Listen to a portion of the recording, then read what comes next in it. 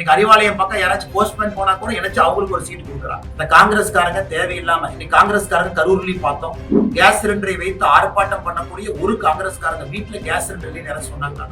காவல்துறை எப்படி கெட்டு போயிருக்கிறது திமுகவுடைய ஆட்சியில் ஒரு சாட்சி. அதனால செந்தில் பாலாஜி அவர்களை கண்டிப்பா சிபிஐ விசாரணை பண்ணணும். நாளைக்கு போறாரு. ஆனா ஒரு வாரமா பதறிட்டு இருக்காரு. எனக்கு தெரியல, ஒரு வாரமா ரொம்ப பதறாரு. பத்திரிகையாளர் நீங்க கேள்வி கேட்டா சலன் உங்க மேல பாயறாரு.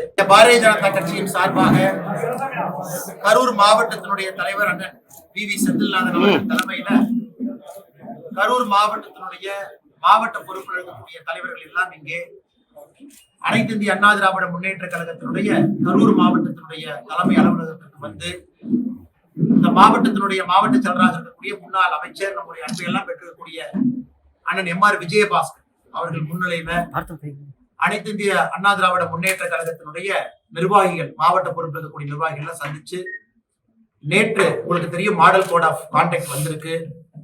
அதற்கு பாரதிய ஜனதா கட்சி கரூர் மாவட்டத்துல கரூர் சட்டமன்ற தொகுதியில முழு ஒத்துழைப்பையும் கொடுத்து ஜாயிண்ட் கேம்பெயின் இங்க எல்லாம் நம்முடைய நிர்வாகிகள் எல்லாம் ஒன்றாக வர முடியுமோ அதற்கான ஆரம்ப கட்ட ஆயத்த பணிகள் நடந்துகிட்டு இருக்கு. அதை இன்னும் வேகப்படுத்துவதற்காக இன்று வந்திருந்தோம்.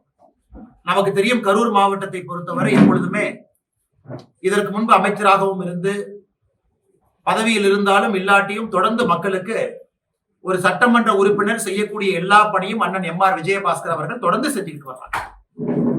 நேற்று ஒரு நல்ல விஷயம் நடந்திருக்குன்னா, கரூர் மாவட்டத்துல திரு செந்தில் பாலாஜியினுடைய அட்டூழியமும் அராஜகமும் நேற்றிலிருந்து குறைய வேண்டும் என்று நாங்கள் எதிர்பார்க்கின்றோம். காரணம் நேரடியா தேர்தல் ஆணையம் கண்ட்ரோல் எடுத்திருக்கிறாங்க. மாவட்டத்தினுடைய உயரதிகாரிகள் குறிப்பா கலெக்டரா இருக்கட்டும், எஸ்பியா இருக்கட்டும், அவங்க ஒருதலை பட்சமாக கடந்த 5 ஆண்டுகள்ல என்னெல்லாம் பண்ணிருக்கிறாங்க அப்படிங்கிறது பத்திரிகை நண்பர்களுக்கு தெரியும். புதுசா நான் சொல்லல. கஞ்சா கேஸ் போடுறது, குண்டா ஆக்ட் போடுறது, அனைத்து இந்திய அண்ணா திராவிட முன்னேற்ற கழகத்தினுடைய எத்தனை உறுப்பினர்களும் பொய் வழக்கில் கைது பண்ணி சிறைக்கு அனுப்பி இருக்கிறது, பாரதிய ஜனதா கட்சியினுடைய தொண்டர்களுக்கு தொந்தரவு கொடுப்பது, அதையெல்லாம் கூட ஒரு இன்முகத்தோடு தான் திரு எம்.ஆர். விஜயபாஸ்கர் அவர்களாக இருக்கட்டும், இந்த பகுதியினுடைய மூத்த உறுப்பினர்கள் தலைவராக இருக்கட்டும், அதை கடந்து வந்திருக்கிறாங்க. அதனால் மக்கள் எல்லோருமே கொதித்தெளித்து வெயிட் பண்ணிட்டு இருக்கிறாங்க, பார்த்துக்கிட்டு இருக்கிறாங்க. நாளைக்கு கூட கரூர் தொடர்ந்து கெட்ட பேர்லயே இருக்கு அப்படின்னா பல இடத்துல அதற்கு காரணம் மக்கள் எல்லோரும் நல்லவர்கள், ஒரே ஒரு மனுஷன் அந்த கெட்ட பேரை ஏற்படுத்திக்கிட்டே இருக்காரு. நாளைக்கு கூட செந்தில் பாலாஜி சிபிஐ அலுவலகத்திற்கு டெல்லிக்கு என்கொயரிக்கு போறாங்க. புலால் சிறையில 400 நாளைக்கு மேல சிறைவாசம். நாளைக்கு டிரான்ஸ்பார்மர் கேஸ் நாளைக்கு நீதிமன்றத்துல வருது. தொடர்ந்து ஒரு பிரச்சனையும் கூட கரூர் மக்கள் தலைகுனியும் அளவுக்கு இந்த தொகுதியினுடைய சட்டமன்ற உறுப்பினருடைய நடவடிக்கை இருக்கு. அதனால் அண்ணன் எம்.ஆர். விஜயபாஸ்கர் அவர்கள் கரூர் சட்டமன்ற தொகுதியில மிக கடுமையான ஒரு பிரச்சாரத்தை மேற்கொண்டிருக்கிறாங்க. மக்களுடைய பேர் ஆதரவை பெற்றிருக்கிறாங்க. தினமும் 7 மணி நேரம் 8 மணி நேரம் நடந்தே மக்களை சந்திச்சுக்கிட்டு இருக்காங்க. சோ பாரதிய ஜனதா கட்சியும் எல்லா இடத்துலயும் பங்கேற்குது. நானும் கரூர் பாரதிய ஜனதா கட்சியினுடைய தொண்டர் என்கின்ற முறையில பல இடத்துல நானும் பங்கேற்க போறோம், தலைவர்களும் பங்கேற்க போறோம். முழுமையாக திரு எம்.ஆர். விஜயபாஸ்கர் அவருடைய கருத்தை கரூர் மாவட்டத்துல கரூர் சட்டமன்ற தொகுதியில வலுப்படுத்த வேண்டும் என்கின்ற ஒற்றை நோக்கில் இன்னைக்கு நிறைய பேசியிருக்கோம். எப்படி அடுத்த கட்டம் எடுத்துட்டு போகணும் அப்படிங்கறத நாங்க முடிவு செஞ்சிருக்கோம். இது உங்களுக்கு நாங்கள் கொடுக்கக்கூடிய முதல் தகவல். அதே நேரத்துல இன்னைக்கு எல்லோருமே கரூர் மாவட்டத்துல தொண்டர்கள், பொதுமக்கள் எல்லோருமே இங்க இருக்கக்கூடிய அரசு நிர்வாகம் நடுநிலைமையா இல்ல. கலெக்டரும் எஸ்பியும் ஒருதலை பட்சமா இருக்கிறாங்க. அவங்க நடுநிலைமையா இல்ல. உடனடியா கரூர் எஸ்பியும் கலெக்டரும் மாத்தணும் அப்படிங்கிற குரல் எல்லா இடத்துலயும் பேச ஆரம்பிச்சுட்டாங்க. இன்னைக்கு தேர்தல் ஆணையம் வெஸ்ட் பெங்காலுடைய சீஃப் செக்ரட்டரியும் டிஜிபியும் மாத்திருக்கிறாங்க. அதே போல கரூரிலும் தமிழ்நாட்டிலும் எந்த அதிகாரிகள்லாம் தங்களுடைய பதவியை தவறா பயன்படுத்தி இந்த மணல் கடத்தவங்களுக்கு உடந்தையா, இன்னைக்கு கூட போய் பாருங்க, பட்டி அடைப்பதை போல கரூர்ல 60க்கும் மேற்பட்ட இடத்துல பட்டி பட்டியா போட்டிருக்கிறாங்க.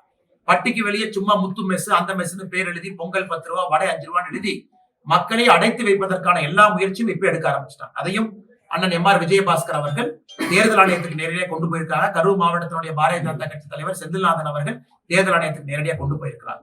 அதையும் நாங்கள் பார்க்கின்றோம். தேர்தல் ஆணையம் நடுநிலைமையா இருக்கணும், உடனடியாக ஆக்ஷன் எடுக்கணும். கரூர் மாவட்டத்துல 230 சட்டமன்ற தொகுதிக்கு ஒரு விதினா கரூர்ல இருக்கக்கூடிய 4க்கும் ஒரு தனி விதி என்று எம்ஆர்வி என்ன பல இடத்துல சொன்னது போல நேர்மையான தேர்தல் நடத்துவதற்கு நடுநிலையான நேர்மையான அதிகாரிகளை தேர்தல் ஆணையம் உடனடியாக கொண்டு வரணும் அப்படிங்கிற கோரிக்கையும் இருக்கு. அதையும் நாங்க வலியுறுத்த போறோம். எங்களுடைய மாநில தலைவர் நயினார் நாகேந்திரன் அவர்களாக இருக்கட்டும், நம்முடைய முதலமைச்சர் வேட்பாளர் முன்னாள் முதலமைச்சர் மரியாதைக்குரிய அண்ணன் எடப்பாடி பழனிசாமி அவர்களாக இருக்கட்டும், அவங்க மூலமாகவும் நாங்க வலியுறுத்த போறோம். இதெல்லாம் பத்திரிகையாளர் சந்திப்புல ஆரம்ப கட்ட கருத்துக்களாக உங்களுக்கு சொல்றோம். அதை தாண்டி உங்களுக்கு கேள்விகள் இருக்கும். வேணா பதில் சொல்றேன். ஆனா எங்களுக்கு கரூர் மாவட்டத்தை பொறுத்தவரை அதற்கு தலைவர்கள் இருக்கிறாங்கன்னா அவங்க பேசி முடிவெடுப்பாங்க. இன்னைக்கு நாம் இங்க வந்திருப்பது கரூர் மாவட்டம், எனது அனைத்து இந்திய அண்ணா திராவிட முன்னேற்ற கழகம் தலைமையிலான தேசிய ஜனநாயக கூட்டணி. அப்ப நேத்து மாடல் கோட் ஆஃப் கான்டக்ட் வந்துருச்சு, தேர்தல் ஆணையம் அறிவிச்சுட்டாங்க. நாங்க அனைத்து இந்திய அண்ணா திராவிட முன்னேற்ற கழகத்தினுடைய கட்சி அலுவலகங்களுக்கு சென்று அந்த தலைவர்களை வாழ்த்துவிட்டு எங்களுடைய நிர்வாகிகளை அழைத்து சென்று முழுமையாக தேர்தல் பணியில் ஈடுபடுத்த வேண்டியது எங்களுடைய பொறுப்பு, எங்களுடைய கடமை. இன்னைக்கு கரூர்ல செஞ்சிருக்கோம். நாளைக்கு கோயம்புத்தூர்ல நம்முடைய தேசிய ஜனநாயக கூட்டணி எல்லோரும் இணைந்து ஒரு பொது ஆர்ப்பாட்டத்தை, குறிப்பாக திராவிட முன்னேற்ற கழகத்தினுடைய ஆட்சியில பெண்களுக்கு எதிராக நடந்திருக்கக்கூடிய வன்கொடுமைகளை மையப்படுத்தி நாளை போராட்டம் நடக்க இருக்கு. அந்த போராட்டத்தில் அண்ணன் வேலுமணி அவர்கள் முன்னிலை வகிக்கிறாங்க, நான் தலைமை தாங்குறேன். அந்த போராட்டமும் கோயம்புத்தூர் நடக்க இருக்கு. கரூர்ல அண்ணன் MR விஜயபாஸ்கர் அவர்கள் தலைமையில கரூர்ல இந்த போராட்டம் நடக்க இருக்கு. அண்ணன் செந்தில்நாதன் அவர்கள் பங்கேற்கிறாங்க, கூட்டணி கட்சி தலைவர்கள் எல்லாம் பங்கேற்கிறாங்க. ஆனால் நாங்கள் ஒரு கூட்டணியாக கட்டுக்கோப்போடு மிக வலிமையாக களத்தில் இறங்கி பணியாற்றுவோம். 3 முறை பாரத பிரதமர் அவர்கள் தலைமையில தேசிய ஜனநாயக கூட்டணி மீட்டிங் போட்டுருவோம். பிஜேபி மீட்டிங் போடலீங்கன்னா தேசிய ஜனநாயக கூட்டணி முதலமைச்சர் வேட்பாளர் அண்ணன் எடப்பாடி பழனிசாமி அவர்களை முன்னிலைப்படுத்தி இந்த கூட்டம் நடந்திருக்கு. ஆனா திமுகவை பாருங்க, அவர்களுக்குள்ள இன்னும் ஒரு ஒருங்கிணைப்பு கிடையாது. அவங்க ஜாயிண்ட் மீட்டிங் கூட போடல. அதனால நாங்க வலிமையா இருக்கு. 20 பேர் கட்சி வந்திருக்கு, 15 கட்சி வந்திருக்கு, 17 கட்சி வந்திருக்குன்னு இன்னைக்கு அறிவாலயம் பக்கம் யாராச்சும் போஸ்ட்மேன் போனா கூட நினைச்சு அவங்களுக்கு ஒரு சீட்டு கொடுக்குறாங்க. அதை கேட்டா கூட்டணி எண்ணிக்கை, கூட்டணி பெருசுங்கிறாங்க. எங்களுக்கு அப்படி இல்லை. வலிமையான களத்துல ஒருங்கிணைப்பாக இருக்கக்கூடிய கூட்டணி. நாளைக்கு தமிழகம் முழுவதும் ஒரு பெரிய ஒரு ஆர்ப்பாட்டம் மக்களுடைய பிரச்சனையை முன்வைத்து மக்கள் ஆதரவோடு நடக்க இருக்கு. கோட் ஆஃப் கான்டக்ட் வந்து 30ஆம் தேதி நோட்டிபிகேஷன், எலெக்ஷன் கமிஷன் நோட்டிபிகேஷன் 30ஆம் தேதி வருதுங்கன்னா அதன் பிறகு ஒரு ரூல்ஸ் இருக்குங்கன்னா, ஏன்னா அன்னைக்கு வேட்பாளர் எல்லாம் வந்துருவாங்க. இன்னைக்கு நீங்க போராட்டம் நடத்துவதற்கோ ஆர்ப்பாட்டம் நடத்துவதற்கோ எந்த பிரச்சனையும் கிடையாது. தேர்தல் ஆணையம் சொல்லியிருக்காங்க 24 மணி நேரம் முன்னாடி சிவிஜில் ஆப்ல போடணும்னு சொல்லியிருக்காங்க. அதையெல்லாம் முறைப்படி நாங்க பின்பற்றி இருக்கிறோம். அதுவும் இது வந்து தேர்தல் அறிவிப்பதற்கு முன்பாகவே வந்தனால மாவட்ட ஆட்சியர்கிட்ட அனுமதியும் வாங்கிட்டு அந்த ஆர்ப்பாட்டம் நடக்குது. அதனால் நாளை நடக்கக்கூடிய ஆர்ப்பாட்டம் சென்னையில மரியாதைக்குரிய அனைத்து இந்திய அண்ணா திராவிட முன்னேற்ற கழகத்தினுடைய பொதுச் செயலாளர், எங்களுடைய முதலமைச்சர் வேட்பாளர், முன்னாள் முதலமைச்சர் மரியாதைக்குரிய அண்ணன் எடப்பாடி பழனிசாமி அவர்கள் தலைமை தாங்கி நடத்துறாங்க. நயினார் நாகேந்திரன் மதுரையில, பாரதிய ஜனதா கட்சி சார்பாகவே வானதி சீனிவாசன் அக்கா திருப்பூர்ல, தமிழிசை சவுந்தரராஜன் அக்கா திருநெல்வேலியில, அண்ணன் டிடிவி தினகரன் அவர்கள், அண்ணன் அன்புமணி ராமதாஸ் அவர்கள், அண்ணன் GK வாசன் அவர்கள் எல்லோருமே ஒரு பகுதியில தலைமை தாங்கி இதை நடத்துறாங்க. முறையாக அனுமதி வாங்கி இருக்கிறோம். நாளைக்கு எல்லா இடத்திலும் தலைவர்கள் இதை செய்யும் பொழுது ஒரு பெரும் எழுச்சி வரை மக்கள் போராட்டத்தை தான் முன்வைக்க போறோம். ஆனா ஈரான் வந்து தொடர்ந்து நமக்கு இந்தியாவுக்கு ஆதரவு தெரிவிக்கும் நாடு. ஆனா வந்து இப்போ வந்து அமெரிக்கா ஈரான் மேல சண்டை நடந்துட்டு இருக்கு, வாரம் நடந்துட்டு இருக்கு. இந்த நிலையில வந்து நம்ம அமெரிக்காவுக்கு எதிரான ஒரு குரலை எழுப்பலன்னு சொல்லி அந்த உலக அரசியலை பொறுத்தவரை ஒரு நாடும் அவர்களுக்கு எது முதன்மையானது என்று பார்ப்பாங்கன்னா, நமக்கு ஈரானும் நண்பர் தான், அமெரிக்காவும் நண்பர் தான். பிரதமர் அவர்கள் ஈரானுடைய அதிபரோடு பேசியிருக்கிறாங்க. ஏன்னா சுப்ரீம் கவுன்சில் லீடர் அவங்க இறந்த பிறகு புதுசா ஒருத்தர் போட்டிருக்காங்க.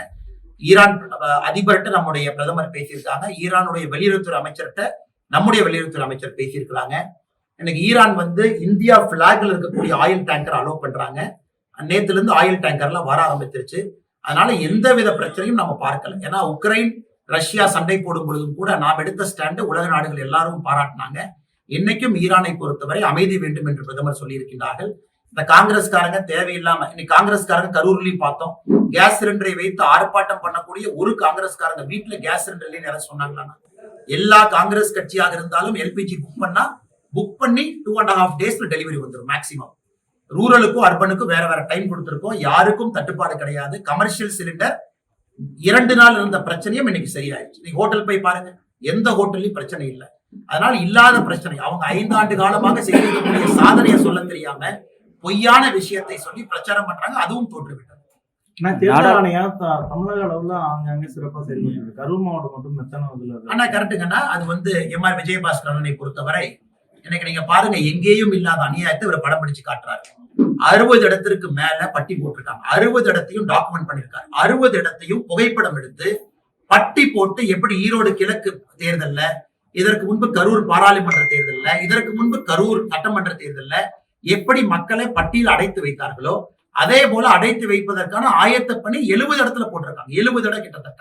அதையெல்லாம் படம் பிடித்து சிவிஜில் ஆப்ல அப்லோட் பண்ணி தேர்தல் ஆணையத்துக்கு போயிருக்கு. அதனால நாங்க நம்புறோம். நேத்துதான் model code of conduct election commission கண்ட்ரோலுக்கு வந்திருக்கு. நிச்சயமா இன்னைக்கு அதிகாரிகள் ஸ்பாட்ல போய் பார்ப்பாங்க. கண்டிப்பா ஆக்ஷன் எடுப்பாங்க. அதனால்தான் நாம் சொல்லுகின்றோம், இதுவரை நேர்மையாக கரூர் மாவட்டத்தில் அதிகாரிகள் இல்லை. வெஸ்ட் பெங்கால்ல ஏன் சீஃப் செக்ரட்டரியும் டிஜிபி என்னை காலையில மாத்திருக்காங்க. அதனால தேர்தல் ஆணையத்துக்கு எல்லா அதிகாரமும் இருக்கு. ஆனால் கரூரை பொறுத்தவரை நாங்க முறைப்படி எப்படி சொல்லணுமோ அதை சொல்ல போறோம், ஆதாரத்தோடு சொல்ல போறோம். இன்னைக்கு பாருங்க, மணல் கொள்ளையை தடுக்க போன ஒரு முன்னாள் அமைச்சரின் மீதே எஃப்ஐஆர் போடுறாங்கன்னா எந்த அளவுக்கு இங்க சட்டம் ஒழுங்கு பாதிக்கப்பட்டிருக்கு நீங்க சொல்லுங்க. முன்னாள் அமைச்சருடைய குடும்பத்தினர் மீது பொய் வழக்கு போட பாக்குறாங்க, ஒரு ஃபேக் போலீஸ் ரிப்போர்ட்டை ஜெனரேட் பண்றாங்க. ஆனால் கரூரை பொறுத்தவரை இந்த முறை மக்களுக்காக பணியாற்றக்கூடிய, இந்த பகுதியில தொடர்ந்து உழைக்கக்கூடிய, நமக்கு எல்லாம் அமைச்சராக இருக்கும் பொழுது பெருமை தேடி கொடுத்த அண்ணன் எம்ஆர் விஜயபாஸ்கர் அவர்கள் வெற்றி பெற வேண்டும் என்று எல்லோரும் ஒருமித்த கருத்தில் இருக்கும். ஏன்னா இந்த மோசமான விஷக்கிருமித்தனமான அரசியலை கரூர்ல திரு செந்தில் பாலாஜி ஆரம்பித்து எல்லா இடத்துக்கும் கொண்டு போக பாக்குறாரு. அது கரூர்லயே திரும்ப முடிவு பெற வேண்டும். கோவையில மீண்டும் விஜய் அவர்கள் கூட்டணியை பொறுத்தவரை நான் ஏற்கனவே சொல்லியிருக்காங்கன்னா, நாங்களே எங்கேயும் சொல்ல, அதிகாரப்பூர்வமாக திரு எடப்பாடி பழனிசாமி அண்ணன் அவர்கள் நேத்து சொன்னாரு, முந்தானேத்து சொன்னாரு, யாரும் பேச்சுவார்த்தை நடத்தவில்லை, அதோடு முடிந்ததாகத்தான் நாங்கள் பார்க்கின்றோம். இன்னைக்கு டிவிகே கட்சியில நீங்க கேட்கணும், இன்டர்னல் மீட்டிங் போட்டது அவங்க, வீடியோ கான்பரன்ஸ்ல வந்தது அவங்க, பேசினது அவங்க. அதனால எங்களை பொறுத்தவரை எங்களுடைய கூட்டணியினுடைய தலைவராக இருக்கக்கூடியவர், முதலமைச்சர் வேட்பாளராக இருக்கக்கூடியவர், அவர் சொன்ன கருத்து தான் இறுதி கருத்தாக நாங்கள் பார்க்கின்றோம். கோவையில் அண்ணன் மீண்டும் போட்டியிட வாய்ப்பு இருக்காங்க. இன்னைக்கு கட்சி என்னை பிரச்சாரம் பண்ண சொல்லியிருக்காங்கன்னா, இப்ப அண்ணன் எம்ஆர் விஜயபாஸ்கர் வெற்றி பெறுவதற்கு ஒரு தொண்டனாக உழைக்க வேண்டும் என்று சொல்லியிருக்கிறார்கள். அந்த வேலையை செய்யறாங்கன்னா நாளை கட்சி என்ன சொல்லுதோ அதை செய்வோம். தேசிய ஜனநாயக கூட்டணிக்கு விஜய்க்கு 50 சீட் ஒதுக்கலாம் காலையில டெல்லி தலைமையில் பேசிட்டு அண்ணா, அண்ணன் எடப்பாடி பழனிசாமி அவர்கள் சொல்லி இருக்கக்கூடிய கருத்து இறுதி கருத்துங்க. காரணம், இந்த கூட்டணியை அவர் லீட் பண்றாரு. எங்களுடைய முதலமைச்சர் வேட்பாளர் அவர். அதிக இடத்துல அனைத்து இந்திய அண்ணா திராவிட முன்னேற்ற கழகம் நிக்க போறாங்க. அப்படி இருக்கும் பொழுது எடப்பாடி பழனிசாமி அவர்களுடைய முடிவு தான் எல்லோருடைய முடிவும் கூட. அதனால இதுல நான் தனியா ஒரு கருத்து சொல்ல விரும்பலீங்கன்னா, நேற்று முன்தினம் அவர் சொன்ன கருத்து தான் ஒரு இறுதி கருத்தாக நான் பார்க்கின்றேன். அதன் பிறகு ஏதாச்சும் மாற்றம் இருக்குன்னா ஆனால் எடப்பாடி பழனிசாமி அவங்க சொல்லுவாங்க. ஆனா நீங்க தமிழக வெற்றி கழகத்தை பத்தி பேசுறீங்க, மீட்டிங் நாம யாரும் கூப்பிடல, நம்முடைய மாவட்ட செயலாளர்கள் மீட்டிங்க்கு நாங்க யாரும் கூப்பிடலீங்கன்னா, அனைத்து இந்திய அண்ணா திராவிட கழகத்தினுடைய மாவட்ட செயலாளர்களோ பாரதிய ஜனதா கட்சியினுடைய மாவட்ட செயலாளர்களோ நாங்க மீட்டிங் கூப்பிடல. தமிழக வெற்றி கழகம் மீட்டிங் கூப்பிட்டுருக்காங்கன்னா அவங்ககிட்ட தான் நீங்க கேட்கணும், எதற்காக மீட்டிங் கூப்பிட்டீங்க, என்ன முடிவு எடுத்திருக்கிறீங்க, யாரு என்ன சொன்னாங்க. அதனால இல்லாத ஒரு விஷயத்தை நான் எப்படி பேச முடியும்? ஆனா நம்மை பொறுத்தவரை கூட்டணியில எல்லாரும் ஜெயிக்கணுங்கன்னா 234 ஜெயிக்கணும். நான் இன்னைக்கு சொல்லிட்டேன், கட்சி இந்த பொறுப்பு கொடுத்திருக்கு. இன்னைக்கு நாம எம்ஆர்வி அண்ணனோடு கைகோர்த்து கரூர்ல இருக்கோம். இந்த வாரம் அடுத்த வாரம் அண்ணனோடு நானும் ஜாயிண்ட் கேம்பெயினிங் கரூர்ல வரப்போறேன். அண்ணன் எங்க போறாங்களோ அவங்க ஸ்கெடியூலை பார்த்து நாங்க வரப்போறோம். தொண்டர்கள் எல்லாம் ஒன்றாக இருக்க போகின்றோம். நேரமும் காலமும் வரும் பொழுது பேசுவாங்கன்னா, இன்னும் நோட்டிபிகேஷன் வர்றதுக்கு என்ன 14 நாள் இருக்குங்க. 30ஆம் தேதி தான் நோட்டிபிகேஷன், ஃபர்ஸ்ட் டே ஆஃப் நாமினேஷனே வருதுங்க.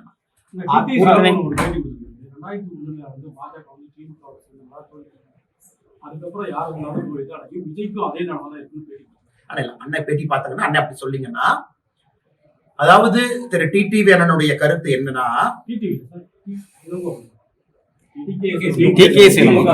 அண்ணா அவர் சொல்றதுல ஒரு கருத்தை எடுத்துக்கலாமாங்கண்ணா. திரு இளங்கோவன் அவர்களை பொறுத்தவரை அவர் ஒரு விஷயத்தை புரிஞ்சுக்கணும். நேத்திலிருந்து முந்தானேத்திலிருந்து திராவிட முன்னேற்ற கழகம் ஒரு பதட்டத்தில் இருக்காங்க. அவங்க எப்படி ஜெயிக்க போறாங்க? கம்யூனிஸ்ட் கட்சி கூட்டணி பேச்சுவார்த்தையிலிருந்து கிட்டத்தட்ட வெளியே போயிட்டாங்க. திருமாவளவன் அவர்கள் கூட்டணி பேச்சுவார்த்தை பக்கம் வரவே இல்லை. எத்தனையோ கட்சிகள் அசமாதானத்தை வெளிப்படுத்துறாங்க, நாங்க வரவே மாட்டோம். அதையெல்லாம் கண்டுக்காம விஜய் எப்படி இருக்க வேண்டும், விஜய் எப்படி இருக்கக்கூடாதுன்னு அவருக்கு முழு நேரம் 24/7 அட்வைஸ் கொடுக்கறது திமுகவுடைய வேலையா போச்சு. என் திருமாவளவன் அவர்கள் அட்வைஸ் கொடுத்துட்டு இருக்காரு.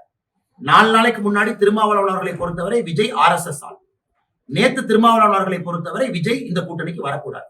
அப்ப ஏதோ ஒரு முடிவெடுத்து திருமாவளவனை சொல்லட்டும். அது எப்படி 4 நாளைக்கு முன்பு RSS உறுப்பினராக இருக்கக்கூடிய விஜய் திருமாவளவனை பொறுத்தவரை எப்படி நேத்து வரக்கூடாதுன்னு அவர் சொல்லுவாரு? ஆனா எனக்கு தெரியலீங்கன்னா, தேவையில்லாத கருத்துக்களை வைக்கிறாங்க. அதுல திரு இளங்கோவன் அவர்களுடைய கருத்தும் அந்த கருத்துல சேர்த்துதான் நாங்க பாக்குறோம்.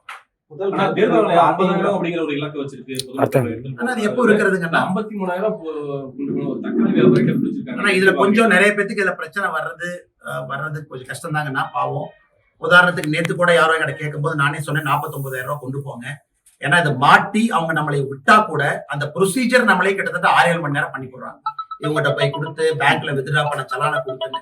அதனால தேர்தல் ஆணையத்தை பொறுத்தவரை தமிழகத்துல எவ்வளவு பணப்புழக்கணும் உங்களுக்கு தெரியுங்கன்னா, அதனால அப்பாவி பொதுமக்களுக்கு பாவம் பிரச்சனை தான் இல்லைன்னு நான் சொல்ல. பல இடத்துல இதை தப்பு பண்ற அரசியல்வாதிகள் லூப் ஹோலை பயன்படுத்தி எஸ்கேப் ஆயிடுறாங்க. அதனால பொதுமக்களுக்கும் எங்களுடைய அன்பான வேண்டுகோள், அடுத்த ஒரு 30-40 நாட்களுக்கு நீங்களும் கொஞ்சம் கேர்ஃபுல்லா போங்க. வித்டிராவல் ஸ்லிப்பை கையில வச்சுக்கோங்க. பொதுப்படையா 50,000 ரூபாய்க்கு மேல இருக்குன்னா வித்டிராவல் ஸ்லிப்போட போங்க. வித்டிராவல் ஸ்லிப் 50,000 கீழே கேள்வி கிடையாது. 50,000 மேல இருக்குன்னா கேள்வி இருக்கு. வித்டிராவல் ஸ்லிப்போட கொண்டு போங்க. ஏன்னா அவங்க அந்த ப்ரொசீஜர்னு மாட்டிக்கிட்டோம்னா 3-4 மணி நேரம் ஆயிருந்து பணத்தை வெளியே கொண்டு வர்றதுக்கு.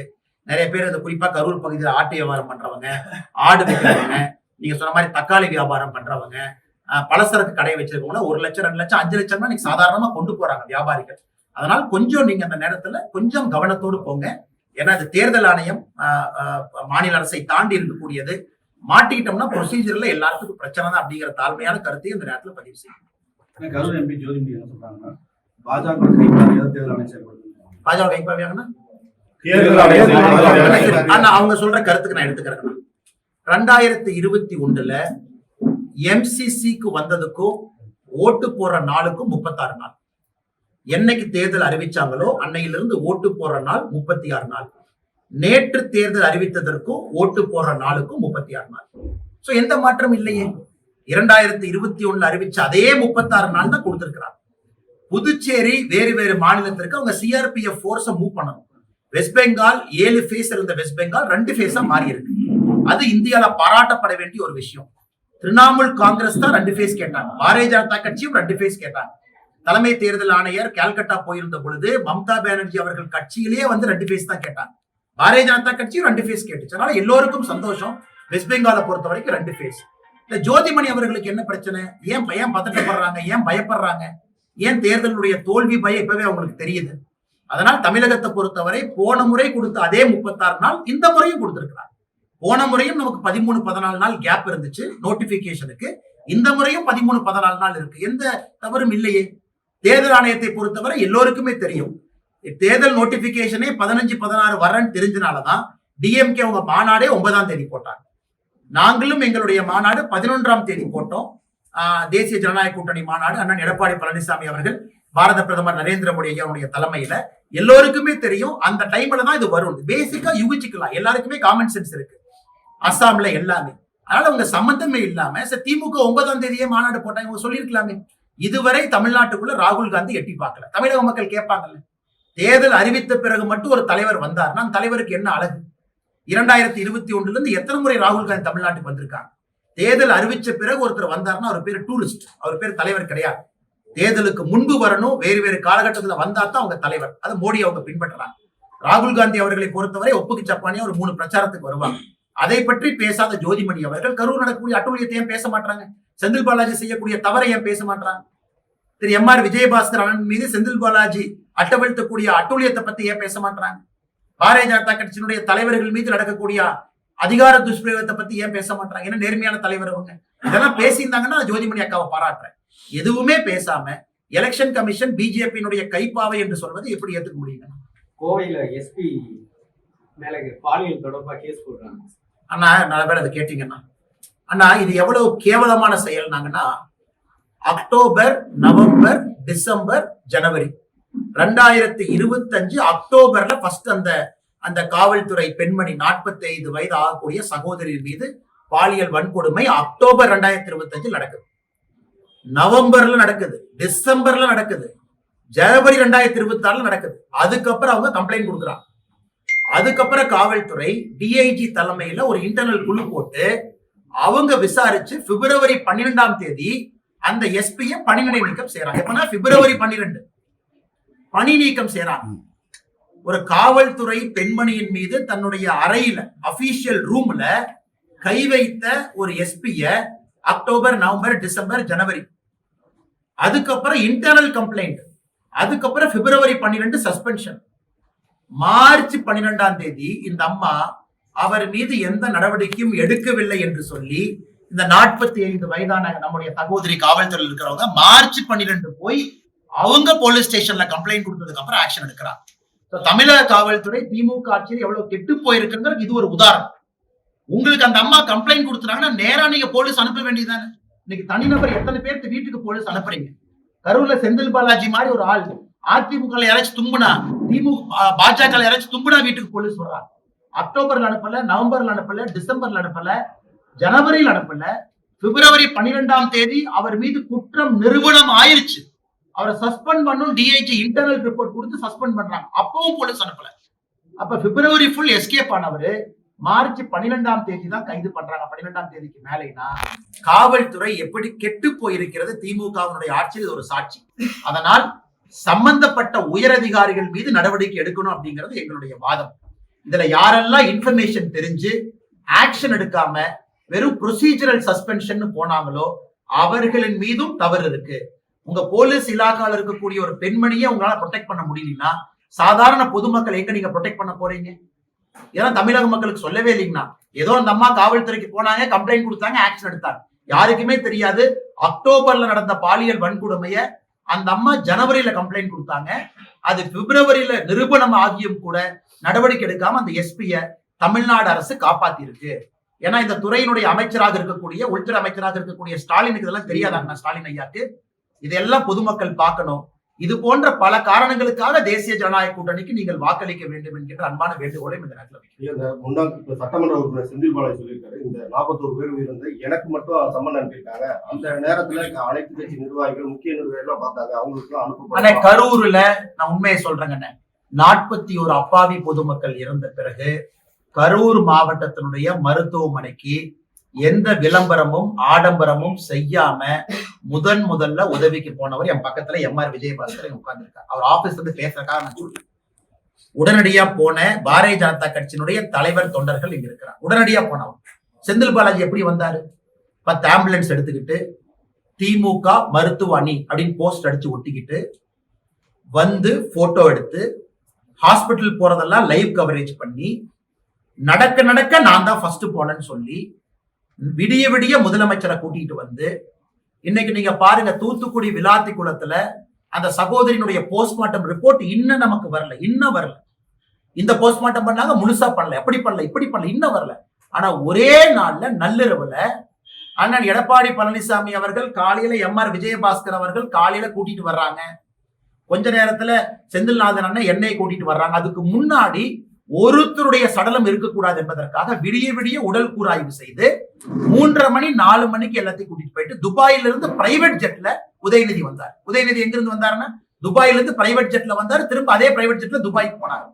இதெல்லாம் பார்த்தா நமக்கு சந்தேகம் வரலையாங்கன்னா, எந்த ஒரு போலீஸ்மேன், ஒரு காமன் சென்ஸ் இருக்கக்கூடிய ஒரு போலீஸ் அதிகாரி, கொஞ்சம் கிரைம் நாலேஜ் இருக்கக்கூடிய போலீஸ் அதிகாரி, காமன் சென்ஸ் இருக்கிறவங்களுக்கு சந்தேகம் வராதாங்கன்னா, எங்கேயாச்சும் விஜயபாஸ்கர் அண்ணன் போய் நான் தான் ஃபர்ஸ்ட் போனேன், நான் தான் பண்ணேன் அப்படின்னு சொன்னாரா? காப்பாற்றுவதற்காக இவர்கள் எல்லாம் பாடுபட்ட பொழுது விளம்பரம் செய்து கொண்டிருந்த செந்தில் பாலாஜி, சரி 10 ரூபாய் பாலாஜி என்று சொன்ன பிறகு செருப்பு எங்கிருந்து வந்துச்சு? கரூர்ல தானே வந்துச்சு. அதன் பிறகு செந்தில் பாலாஜியினுடைய நடவடிக்கை முன்னும் பின்பும். இவங்க போய் எனக்கு பர்மிஷன் கேட்கிறாங்க, விஜய் அவங்க கட்சியில சம்பந்தம் இல்லாத இடத்துல இங்க வந்து கொடுக்குறாங்க. அதுல திமுகவினுடைய முன்னாள் அமைச்சருக்கு சம்பந்தம் இல்லைன்னு நினைக்கிறீங்களா?